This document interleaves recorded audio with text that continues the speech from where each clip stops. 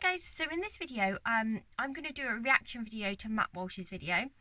Now in Mat Walsh's video he was doing a reaction to Greta, who is basically talking about veganism and environmentalism. And so he had some very odd beliefs about environmentalism and veganism. He basically doesn't really care about factory farming or animal rights in general. And I find this really sad, to be honest, because I respect him on a lot of fronts and I agree with him on a lot of fronts. I agree with him on immigration, I agree with him on trans kids, I agree with him on, how the progressive culture is infecting our lives. I mean, it seems to be that every single corporation out there is pro Black Lives Matter or pro LGBT, and I don't know, for me it's very concerning. And so I agree with him on a lot of issues, but I feel like his kind of views on veganism are very misguided and incorrect. So the two main points that I want to cover in this video are going over fishers and why people don't want to kill fish, because he doesn't really seem to understand any of the arguments there. And also I wanted to go over his, he talked about factory farming, he talked about how we can't really get away from factory farming, and he talked about the fact we have a lot of people to feed, and factory farming, in his eyes it seems like some kind of necessary evil maybe, and so I wanted to cover that in this video as well. In a perfect world, if I were setting up my perfect world, would it include factory farming? No. What am I going to do about it? Nothing, really. And part of that is, you people have taken this on as your cause, but there are a lot of, a lot of complaints, a lot of criticisms, but really short on solutions. So just saying we can change, let's change the way we eat, let's change this and that. Well, in what way exactly? And you got to be real specific, because we got a lot of people to feed in this country. 330 million people, and counting, especially because, as we discussed earlier, the borders being porous, more and more people pouring in here every day, and that's more and more people to feed. A lot of mouths to feed. So what's your plan for making sure that all those people get? Okay, so my solutions are twofold. Firstly, I want to reduce the amount of meat that people are eating, or hopefully get everyone to go vegan. I think that is probably the best thing for the environment as it stands at the moment. And the second thing I would want is to, in general, just reduce immigration, because I think that there are a lot of environmental issues with immigration as it stands at the moment. And so those are my kind of solutions twofold. I'll explain them, firstly the kind of vegan side of things and then the immigration side of things in a minute. Okay, so basically animal agriculture is a very inefficient way of making food.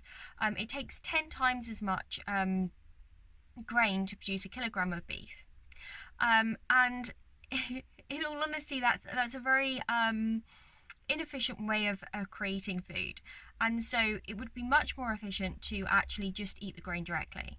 In our current society, 80% of the world's land is actually used to either house animals or it's used to produce food for animals, and the majority of our soya, which often comes from the Amazon rainforest, is used to actually feed animals. There are massive areas of the Amazon rainforest that they're cutting down to essentially house animals on, and so meat isn't environmentally friendly. Now there are arguments saying that the majority of the plant-based products animals eat can't be eaten by humans, but the majority of the plant-based products that cows eat are, grass and hay. On that type of land, we could be growing rapeseed oil, we could be growing wheat, um, and the waste products from plant-based products that we don't eat, the parts of the plants that we don't eat, um, normally they're put into things like a compost bin and used for fertilizer for the next year's crops. So yeah, meat isn't very environmentally friendly. I think that at the very least, people should be reducing their meat consumption considerably if they are interested in, preventing harm to the environment. So another thing that I have to add to this point is that it's not just the issue of, feeding everyone, in terms of animal agriculture. There are massive issues with, animal agriculture in general. If you live near a slaughterhouse, you're much more likely to get things like asthma and stuff like that because there's a lot of the smell from the slaughterhouse is awful if you've ever been to one. But not just that, but there's a lot of air pollution that's created from the slaughterhouse, which causes people to be more likely to have things like asthma. There are issues with the drainage from the slaughterhouse being pumped into rivers, and basically as this produces a kind of form of food, the algae start to grow around the slaughterhouse, and this basically creates a layer of algae that kills everything below it. So it kills all of the fish and all of the biodiversity below the kind of algae lake. And so there are also issues with antibiotic resistance, as we're feeding all of our antibiotics to these animals, and because we're consuming the animals, we're becoming resistant to those antibiotics, and then we have to create better and better and better and better forms of antibiotics. And so I don't know. I just think that animal agriculture, for a number of reasons, is detrimental to the environment. And as conservatives, because we're both conservative, I think that part of conservatism is actually not just protecting your people and your culture and your traditions, but also protecting animals and the environment. We don't want to move towards a society where our children can't enjoy national parks and the environment like we did when we were children. So in terms of reducing immigration, I think this is a really important thing, particularly from an animal rights perspective and environmental perspective. So firstly, I'll talk about the animal rights perspective. So there are issues with the culture of the immigrants coming into our country, and how they treat animals. That's one of the main issues. Now, for example, one of the most common forms of immigrants that we have in the UK are Chinese immigrants. And now Chinese immigrants statistically are less sensitive to animal suffering.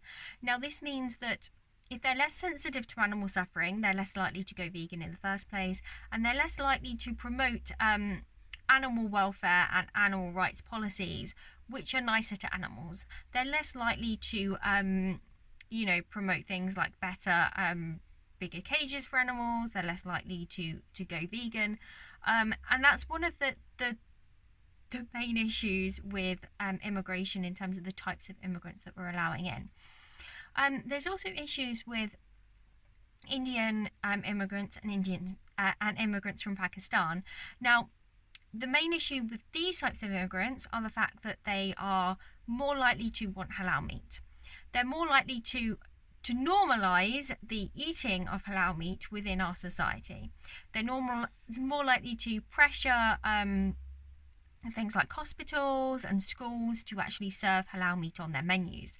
Now, if we are going to kill animals, and I don't agree with that in the first place anyway, but if we are going to kill animals, we need to move towards a system which actually is a lot nicer to animals. We need to move away from not stunning animals before killing them, and we need to move you know to more kinder methods of killing animals. And there are a lot of vets and other people um who who also promote this, who don't like halal meat and don't want halal meat to be served in schools and hospitals, because there are better ways of killing animals.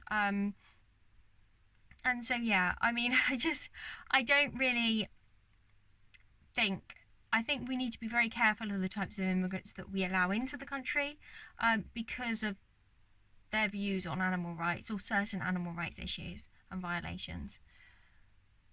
Okay, so another issue from an environmental perspective is the fact that, in terms of immigration, is the fact that if we have population growth in certain areas of the world, like Africa and that kind of place, what happens is they endanger species in Africa, okay?